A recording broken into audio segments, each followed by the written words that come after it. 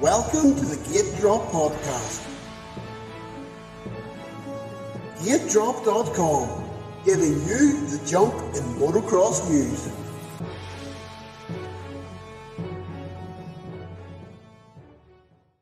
Hello everyone and welcome to the second GateDrop podcast. Today on the show, myself, Jonathan McCready, and our resident EMX expert, Andy McKinstry.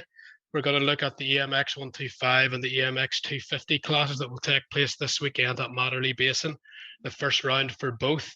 And we'll talk about the EMX250 class first. It's going to looking pretty stacked, but the 125 class can also be, maybe have a few surprises as well with the year off of the EMX85 kids coming through. But I think first of all, we need to say that the EMX class is running with the pro guys. It has been a very good thing for motocross in Europe, and even globally for kids coming across wanting to make their way in the World Championship, to get their feet wet, to get used to the big tracks, the big GP tracks. What do you think, Andy, about the system that in front motor racing have now? Yeah, the system's fantastic, isn't it? And even as a fan, for the fans traveling to the racing, you know, they get the value for their money. It's not just MX2 and MXGP value money wise. A lot of action on the Saturday and the Sunday, and you get to see the next best things. And one thing I enjoy watching is watching the 14, 15-year-olds in the 125 class and trying to pick out the next world champion. It's fun, and seeing the kids, how good they are technically and how good they are at the rough tracks. I think that's the system implemented by In Front Motor Racing really is fantastic at producing young and elite talent. Really, it's brilliant. And as you say, you're able to follow the riders coming through. So a guy that looks good in the MX125, you can then see if he can make the grade in the 250 and make the steps. And by the time they get to the MX2, you know more about them and you've followed the career. So you're a wee bit more invested in those riders as soon as they come through. I remember watching in Spain, Conrad Muse, Josiah Natsky, and Jorge Prado all on the 125 KTMs. And three guys there have all ended up slightly different levels in their careers, with Josiah back in New Zealand, Conrad still trying to find that fine balance of harnessing that speed to make podiums and wins in MX2, and Jorge Prado, two-time world champion in MX2 and now challenging for an MXGP world championship. But to see the progression, who can kind of even mentally make the grade in each class, is always very exciting, and you never know when the next generational talent's gonna come as well, and we might even have one this year in EMX250 that we'll talk about a bit later on. Yeah, I think that's it. I think the thing is the fly through the EMX classes. So as you said, you don't know how they'll adapt once they get into the World Championship. They tend to stay in the World Championships a bit longer, and maybe some guys that decide to stay in the EMX classes that wee bit longer than somebody might just fly through them, like a year in each. Maybe sometimes, maybe more so the less talented guys stay in the EMX classes a little bit longer, and then that actually benefits them and prepares them better for when they go up the MX2 World Championship. I think Thomas Kjær-Olsen would be a great example of that.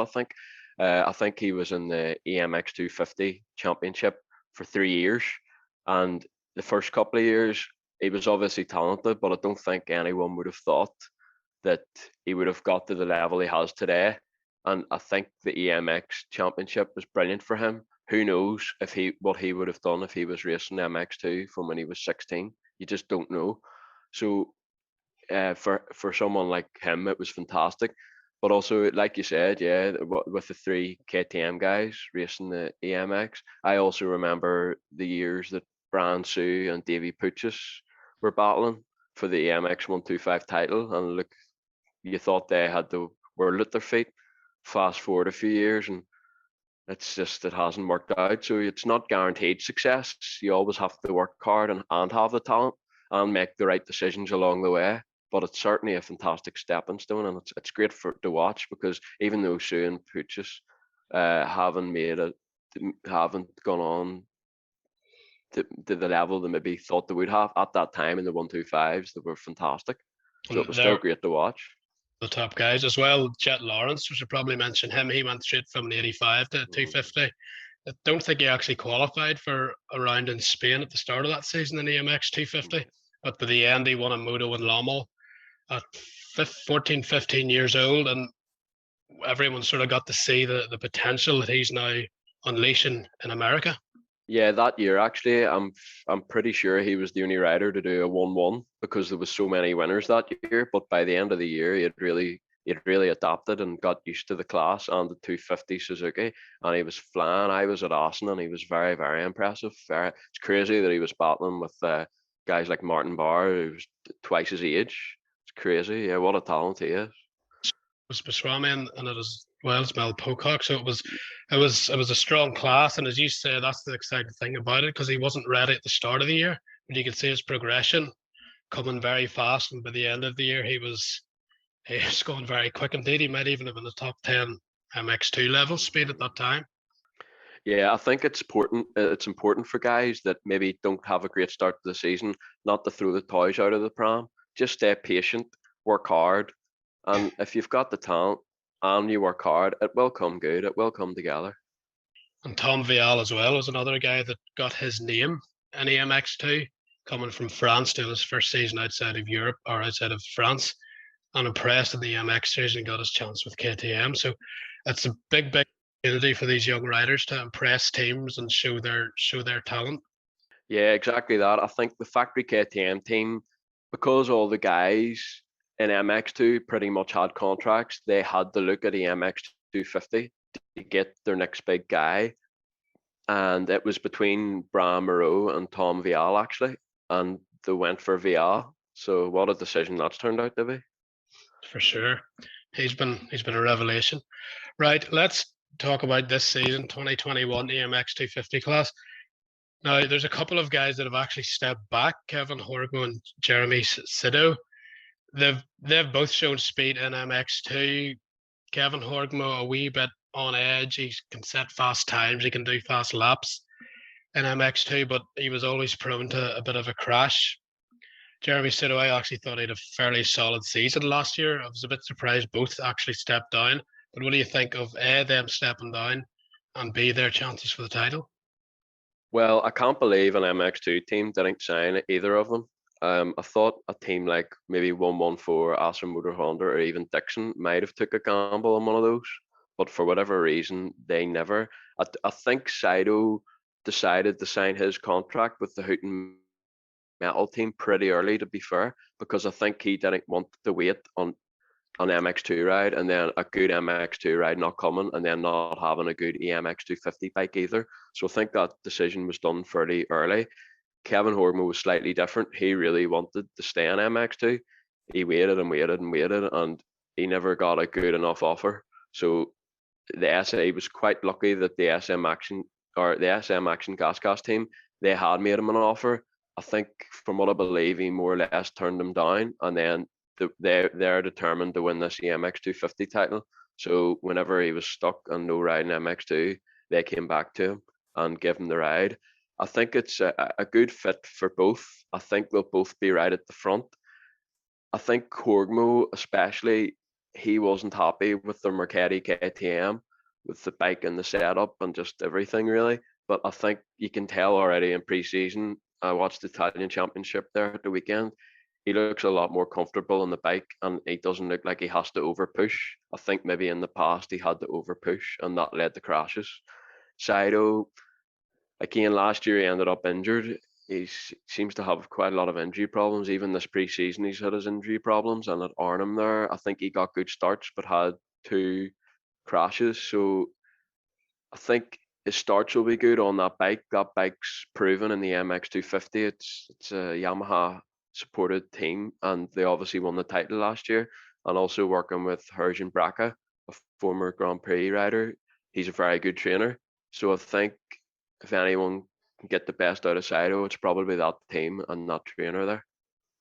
With those two, is it a wee bit raw speed of Kevin Horgme versus the relatively consistent Saito? And do you think those are the two favourites coming in, or would a guy like, who we're going to talk about now, Nicholas Lapucci and the 250 Fantic Fredrickson, be the guys that would challenge them? I personally think Horgmo and Saito are quite similar actually. They've always had speed, but a few too many crashes and a few too many injuries. That's my opinion. So if they keep it in 2 wheels this year, they'll certainly be challenging. I think there's a wee bit more pressure on Sido because I think he's older, so he might only have a couple of years left. So he really needs to be he needs to do enough to show he can go to MX2 in 2022. And Horgmo's the same. He needs to do enough to step it up to go up into MX2 in 2022. But Is it Horgmo is in the position where his team race MX2. So if he does well with SM Action, you would think the team would keep him and then just promote him. Sido's in a bit of a different position. His team don't actually race MX2, so he'll have to find a ride in the class.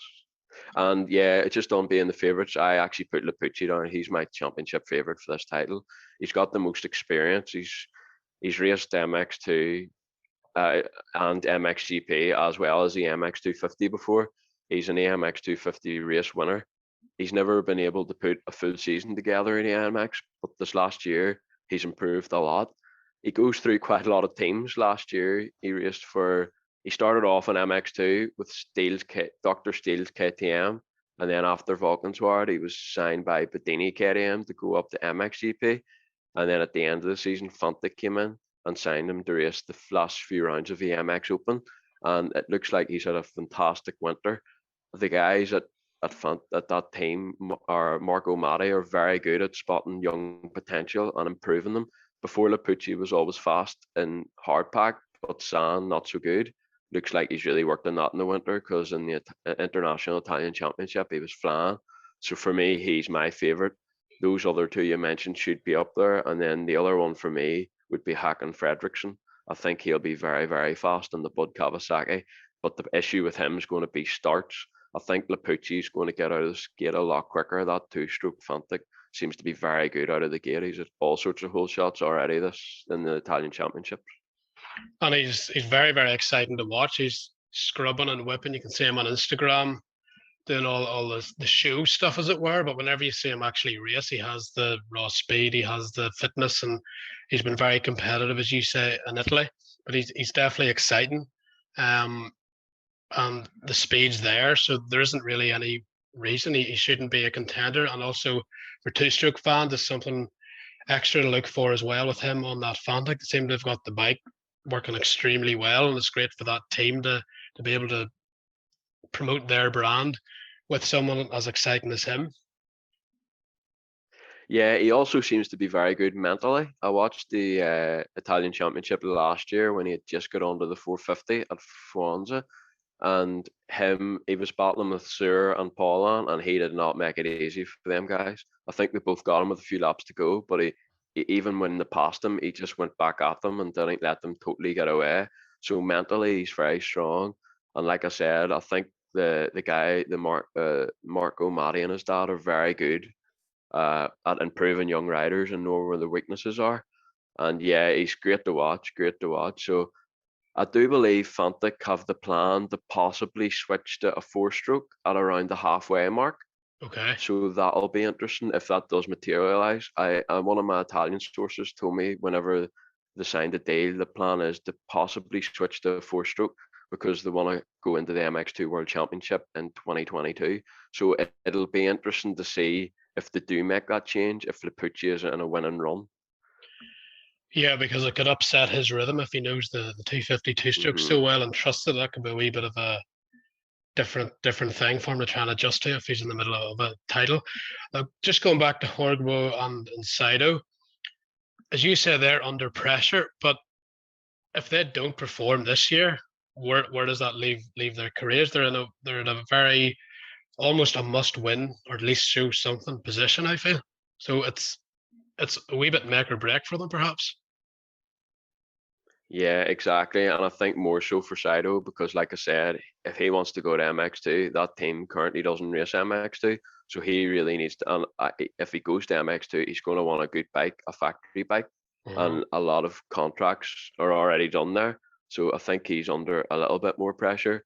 But I do feel like both will be fine. They just need to stay injury free, and I think they'll be up there. They definitely will. I think they've both got the equipment now, so they've got there's no excuse on that behalf this year. But like I said, I rate them both. So I think get good starts, run at the front. I think they will be fine for 2022. Håkon Fredriksson on the Bud Kawasaki. What are your thoughts on him? He's usually pretty fast, but is he a title contender for you, or is he just going to be a guy that pops up now and again and challenges for race wins and podiums? For me, he's an absolute title contender. The only unknown is how will he adapt to the Kawasaki going into the season. But what I can't believe is I can't believe he's been a privateer up until last year. And even last year he started as a privateer, but the SM Action, the Yamaha team that were back then last year, swooped in and got him once Adamo got injured. And what a decision that turned out to be. Missed around and got up to third in the championship. So he definitely has the speed. I just feel like his starts will let him down because he's such a big guy and there's not much he can really do about that. But he can clearly slice through a field. We've seen that on all sorts of times last year. Very impressive corner speed. For me, he's definitely a title contender. Definitely. Right, our EMX125 champ, Andrea Bonacorsi, how can he do this year? He's a big guy, so the 250 should suit him. He's fast, obviously. He's the EMX125 champ. He was able to make that bike work. But where does he fit into this field?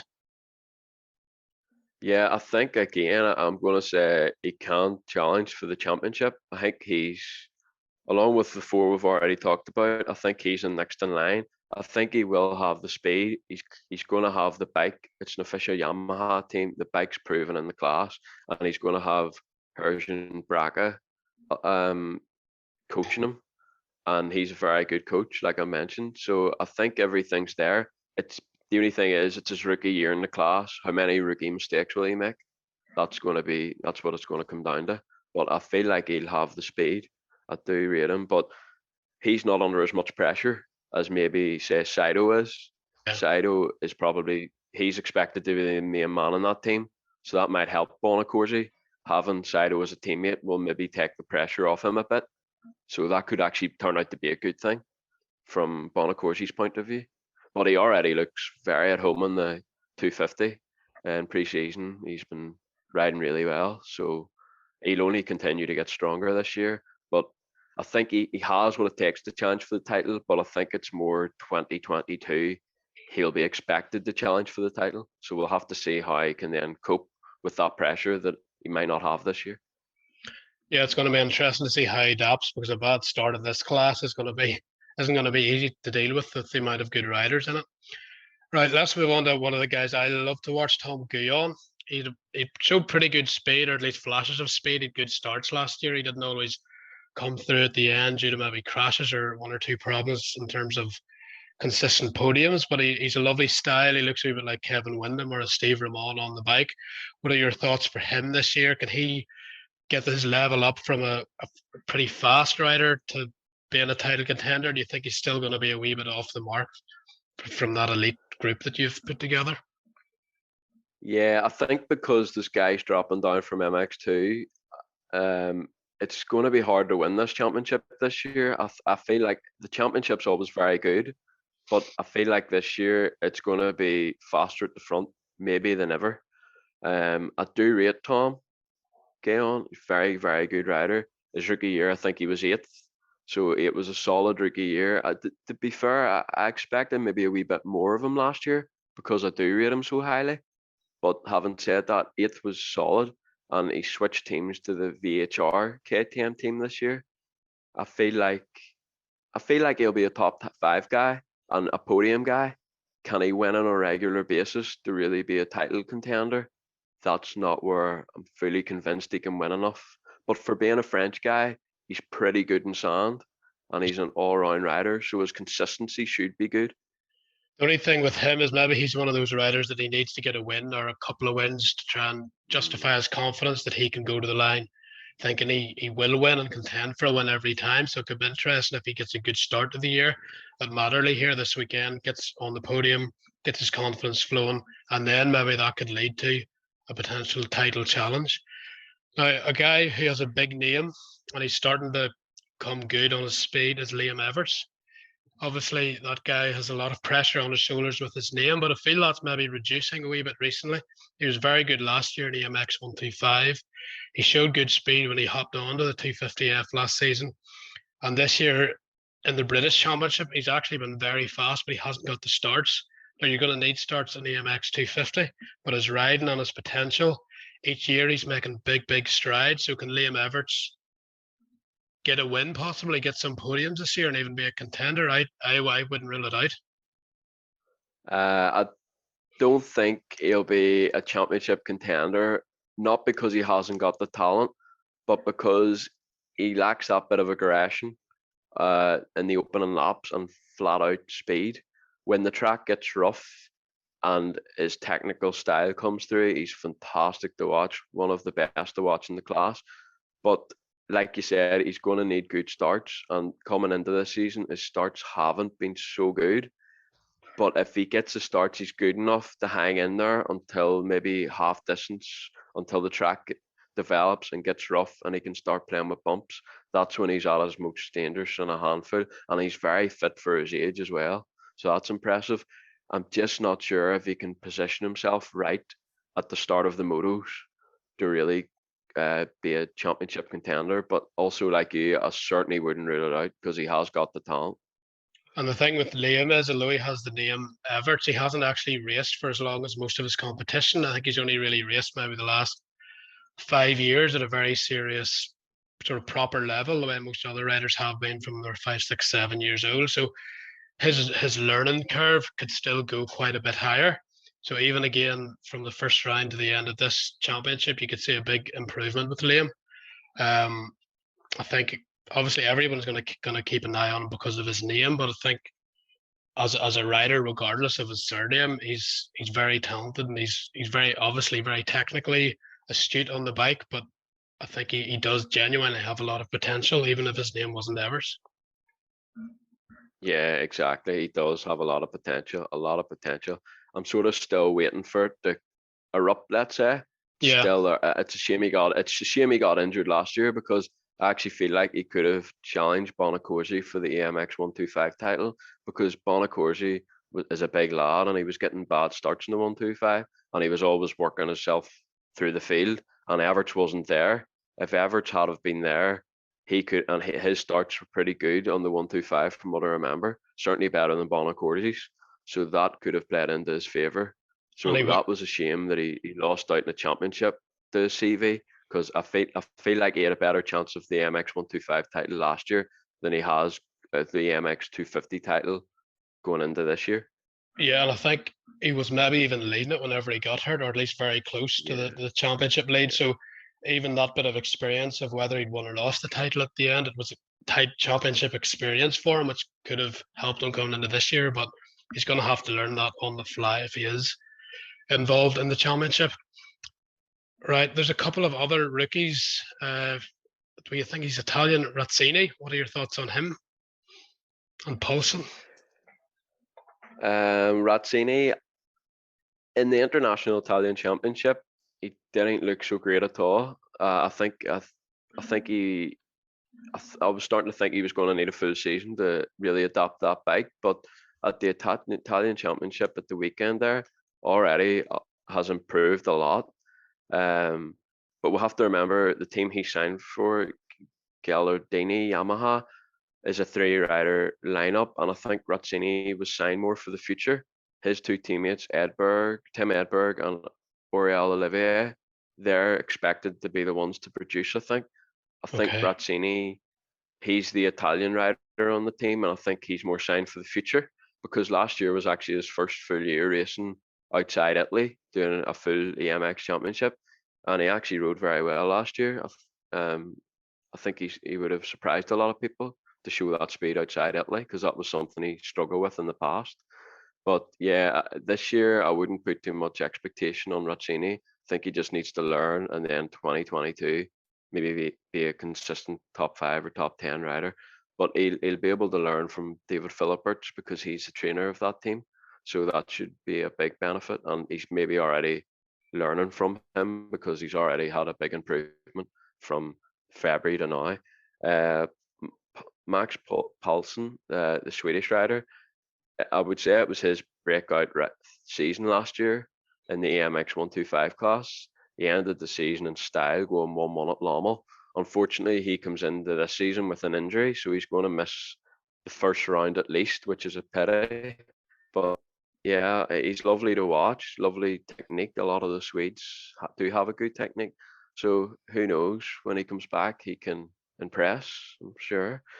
Uh, Another rookie, I think I'm really intrigued to see are two guys that you maybe wouldn't have thought that were going to be racing the MX125 championship this year, but Maxime Grew has actually been picked up by the factory Husqvarna team. Yeah, that's a And guy when I seen him when he was racing, I'm very, very excited to see him this year. Looks like he was actually quick and early as well against the GP riders there a couple of weeks ago. So he could be the next big generational talent for me coming through. yeah, whenever I saw the press release saying he was going to ride EMX250, I was very surprised by that because he's only ever raced one EMX125 race in his life, and that was Mallory Basin last year. And he, don't get me wrong, he rode very, very well there. It should have been a 4-4, but I think he crashed the both lap, or on both races, the final lap. So I think he ended up 8th. But for his debut EMX125 ride, I came away from Saturday very impressed with him. I just think he could have challenged for the EMX125 title this year. But having said that, he's already adapted to the 250 pretty well, it seems. Whether he'll have the fitness from the start of the season to Yeah. go flat out for the duration remains to be seen. But I do know he's living in Belgium now, so a lot of the French riders over the years have been stubborn to move to Belgium, but Tom Vial's done it, and now Maxime Grew has done it. So it's going to be interesting to see how that goes. The other rider that I'm intrigued to see is the Bud Kawasaki's Pergnier. I probably completely got that pronunciation wrong, but James. yeah, he's yeah, again last year he finished 8th in the MX125 championship, I believe. I think it would have been good to see him with another year in that class battling for the title. I don't know, honestly, no idea how he'll perform in the MX250 because the class is so stacked. But it'll be interesting to see how he adapts. I just hope he doesn't regret making the jump up a year maybe too early. He has a good style as well. Very obviously, a lot of the French guys do, but his technique and everything's very, very on point as well. And just on Maxime Gros, I think I read in I think it was our interview actually on GateDrop that he's riding with Ked Wolf and stuff in the sand. So he should get a decent barometer and a decent pull along in the sand to make his learning curve pretty quick.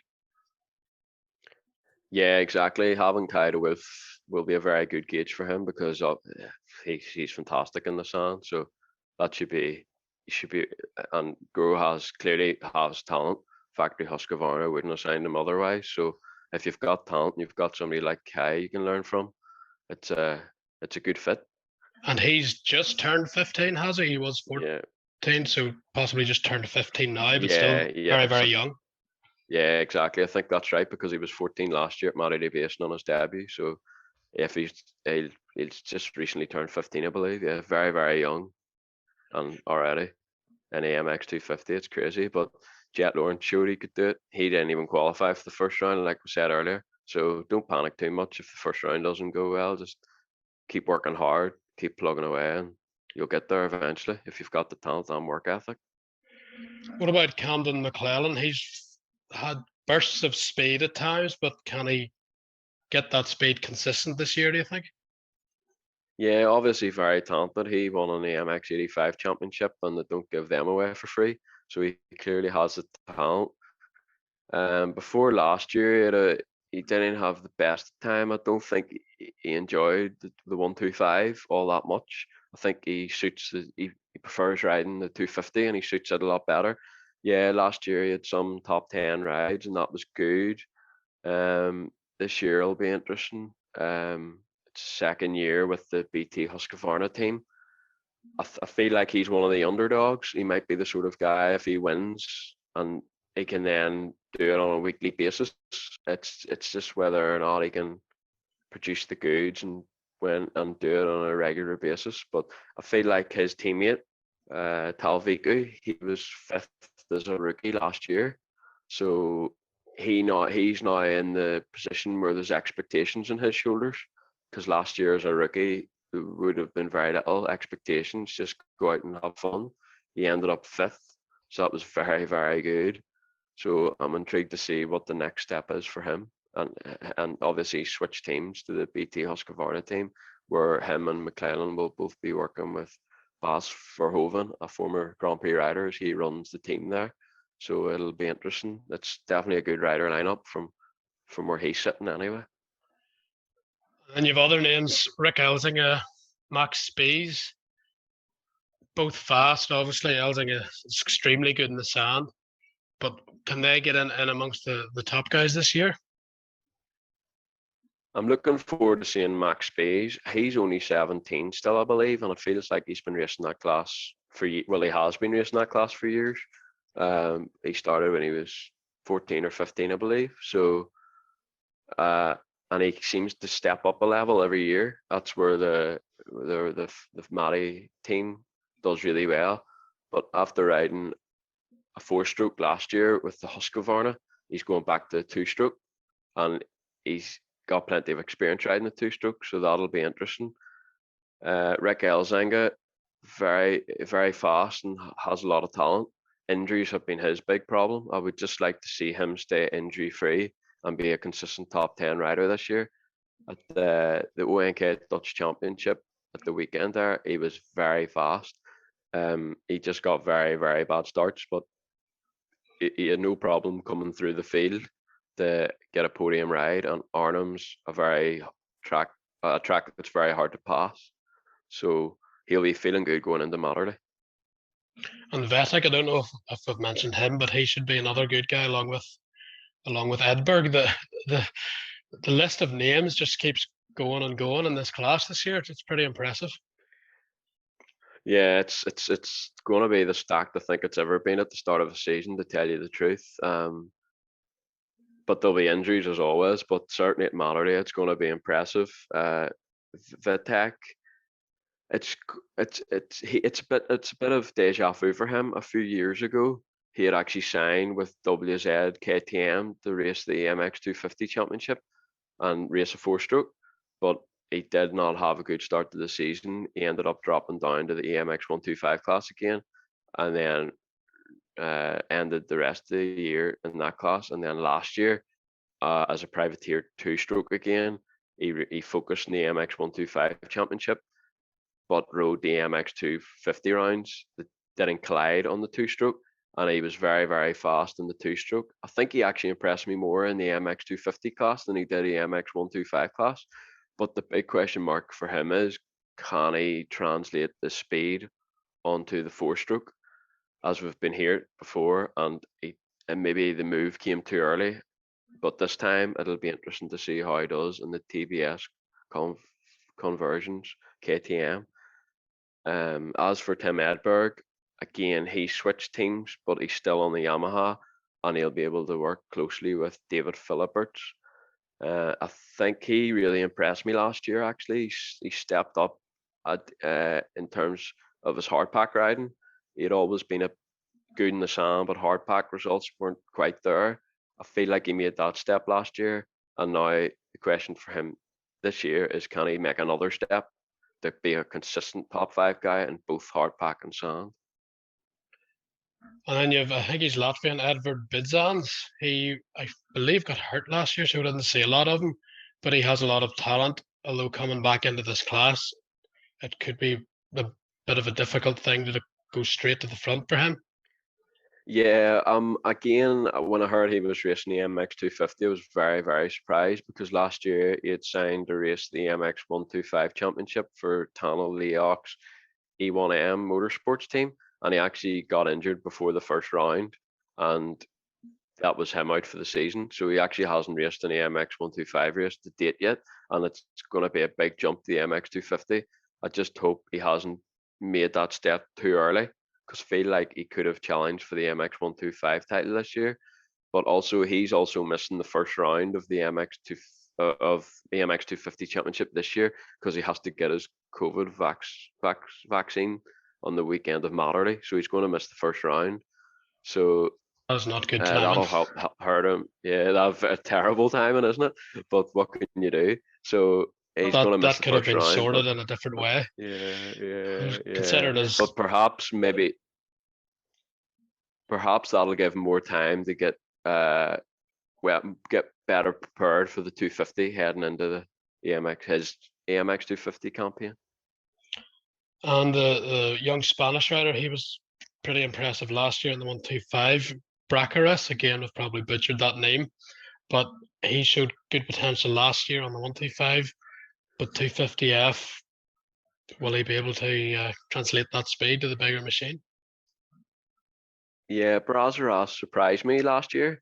I think he's the sort of rider that I think needs a few years in a class before we see the best version of himself. I think that was his third year in the MX125 class, and he was supported by Gas last year. So he had a very, very good year. I think he ended up second in the championship actually, which I don't think too many people would have expected that Stronger and last stronger, year. and once he got his So confidence, he yeah, was really going. yeah. But again, I feel like he'll maybe need a year in the class before we see the best of him. Maybe 2 years in the class. And the MX250, it's not an easy class to jump straight into. But if he gets good starts and rides well, he's been a top 5 rider in the Spanish Championship so far. So he'll come into the season feeling pretty good, I think. He'll certainly be good in the hard pack conditions, more so than the sand, maybe. Although, having said that, in the 125 last year, he was very good in the sand. So maybe he's just improved a lot last year, and that'll help him going into this year. Right, Andy, you're the EMX expert. So I want a champion from you in the EMX 250. Who are you going for? Nicholas Lapucci. Definitely, no hesitation. Yeah, no hesitation. I think his starts are going to be too good, and he's a lot stronger than the rest. So he's my pick if he can stay fit. So who are you going for? It's hard to pass Lapucci, but I think I'll maybe go for Sido just to be different. I think he's usually quite consistent if he gets the start. But he's certainly capable of it if he can stay injury free. It's hard to know. As I say, I could see Everts getting up amongst that as well, although aside from his starts haven't been so good. You've Bonacorsi, how's he going to do? Moving up, he has speed, Fredrickson, and a lot of these guys, which I think is quite important in this class, whenever you're trying to make a name, you need good equipment to be able to get the start with such a deep talent pool. And most of these guys have decent bikes, but you're going to have to need that because you're not going to be able to come from the back each time. Exactly. Yeah, it's going to be very interesting. It's definitely set up for an exciting season. It really is. And Matterley's a good track too because it generally suits the majority of riders. Yeah. So everybody's sort of coming in confident and looking forward to that track. That's a track they can do well on. Yeah, exactly. Everyone likes the track and everyone's going to be faster, but at the same time, if you have a bad weekend, it's important to remember that if you get a bad start, everyone in front of you is going to be fast, and they're all going to be very eager this weekend because it's the first round, and they've all done quite a lot of racing now. So arm pump maybe might not be a problem, but that's you say that, but then they'll be probably trying harder this weekend and a little bit more eager. So arm pump could be an issue too. So it will be interesting. That track can get bumpy as well. If it's going to be dry, it can get pretty choppy. So if there's going to get arm pump, it could come there. Right, we'll move on to quickly EMX125.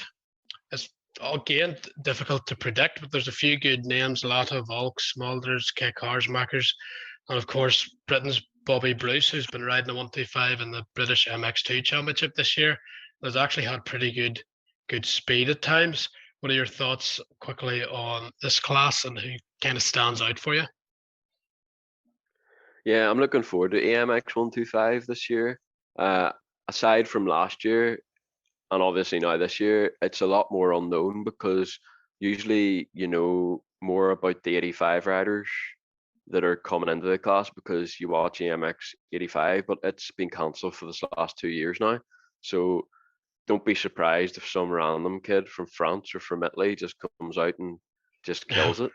I wouldn't put it past them because they're capable. But for me, Hakan Osterhagen on the Fantic, I think if he can keep it in 2 wheels, he's my title favourite for EMX125. But his issue has been he hasn't been recent years he hasn't been able to keep it in two wheels, and it's cost him. I mean, last year he was 10th in the championship, but the amount of times he threw it down the track was just too much. But I feel like the move to Fantic will be really good for him, and he's already been winning in Italy on it, so he'll be feeling good. And again, I feel like the Matty guys know exactly what they're doing, and I feel like he'll be stronger this year. I think the main competition for him is going to come from Valerio Lata, who actually beat Osterhagen last year in the championship, and He showed some he good. he was a rookie last year too. Where it was Osterhagen's second year in the class. So I feel like Lada, Well, he's he had an injury at the start of the year, but I think he's been back on the bike for a while now. So I think he'll be good to go for Mallory. To be fair, if they both get out of the gate, there might not be much to separate those two. on Kai Karsmakers or Kai Karsmakers. How do you think of Yeah, Smulders? yeah, Smulders are. I've been watching that kid for a while. On the 85, he was very, very good. He battled with the Kai de Wolf quite a lot, but for whatever reason, since he's got onto the 125, he struggled for consistency.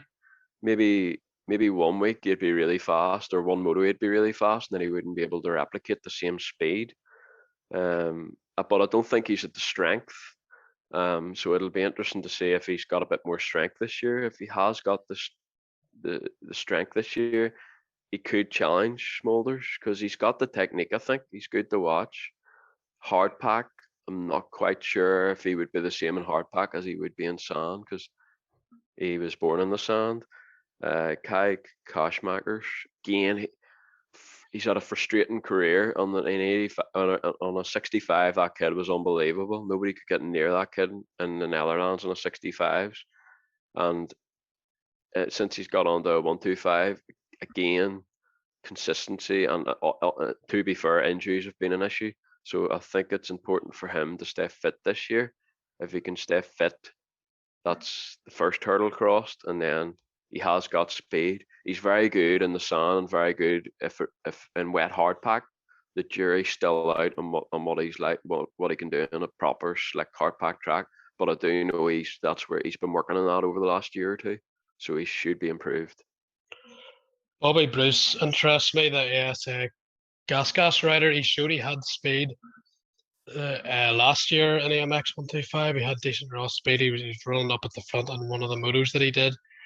I think was it Italy perhaps, but he's there, so at least he knows going in this year he has the talent and he should be somewhere close at least, as long as he gets out of the gate.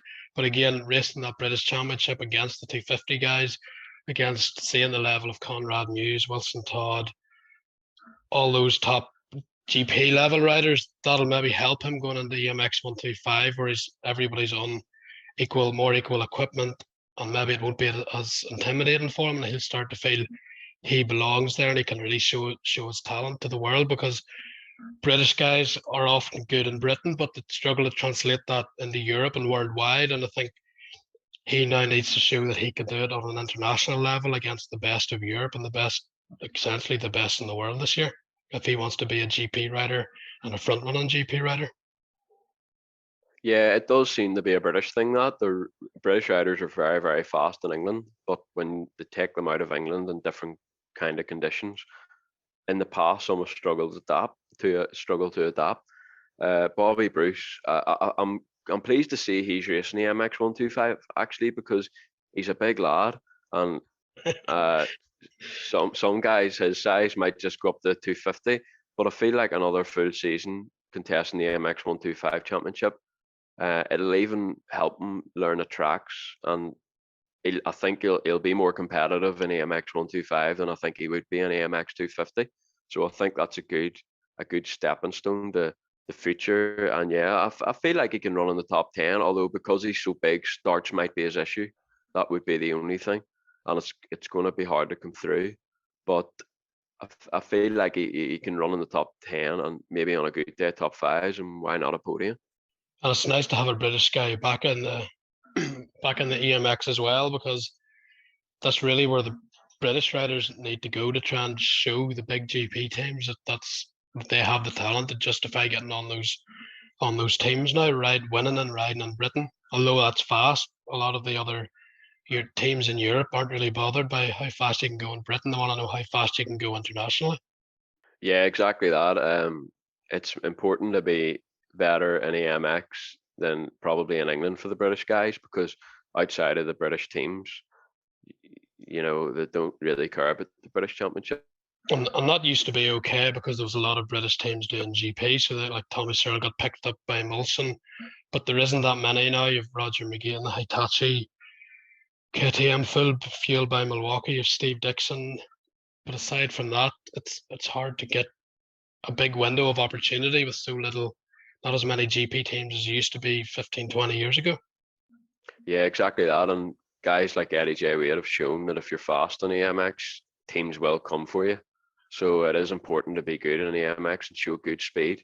So it is definitely a good decision for Bobby to be racing the EMX125 this year. And it'll only make him a better rider, riding different type of tracks that the GPs offer. You've got slick, technical hard pack one week and rough sand the next. In England, up a Foxhill aside, the majority of tracks are all pretty much sand. But then maybe that's why the British guys struggle a little bit when they go to EMX, because they're used to sand more than they are hard pack. Seems to be an issue that in England. Yeah, there only seems to be a few that have the mentality to be able to bring that across from England and show their value and show their talent on the at the world championship level, or even EMX, because you're having to qualify, so you're having to get a fast lap time and to start with to even get yourself into the races, to start learning the race pace of everyone else. It's not an easy, very difficult transition at the minute for a lot of those young riders. Yeah, exactly that. Exactly that. But it's not easy. If it was easy, everybody would be doing it. So they just have to keep plugging away and trying to ride hard pack as much as they can, as well as the sand. I think a lot of them ride sand because it's better preparation for the British Championship. But ideally, you want to be a complete rider, and to be a complete rider and make it in GPs, you have to be good in all kind of conditions, really. And money too, having to cross the channel probably doesn't make it easier for Yeah, the younger guys. That's yeah, always not always an issue. But exactly. It's not easy. anyone else you think we should keep an eye out in the 125 class this season, 2021? Yeah, the MJC Yamaha have a strong lineup. We've got Ivano van Arp from the Netherlands. He's a former EMX65 champion.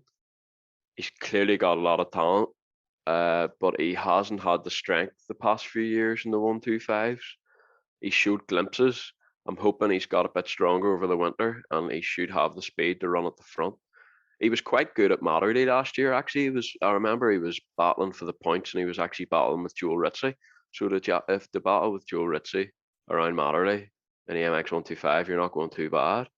And then his teammate, a Latvian kid, Carlos Rezlus, I remember watching him in an 85 in the Netherlands.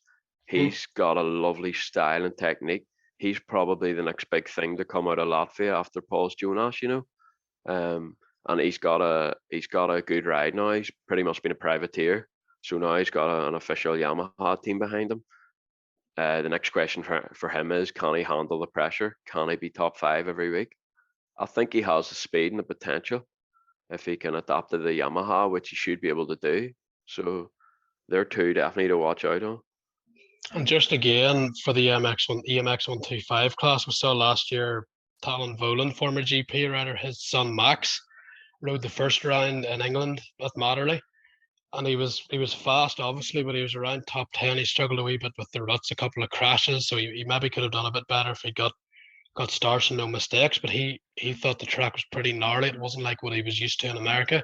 But a year later, he's went to America and he's led races. He's come top 10 in the 250 nationals. So I think that again is testament to the quality of the EMX series, and especially the EMX 125 series. These kids are very, very fast. And when a guy like Max Voland, one of the big names in America, come over and he's around top 10, 5th to 10th, I think that's testament to just how good the European EMX 125 championship is and the quality of riders coming through. Absolutely. Like we said at the start of the show, the kids at the front have the talent and the speed to really make it. They just need to have that work ethic, stay injury free, and the world's at your feet really if you're at the front of either of those EMX classes.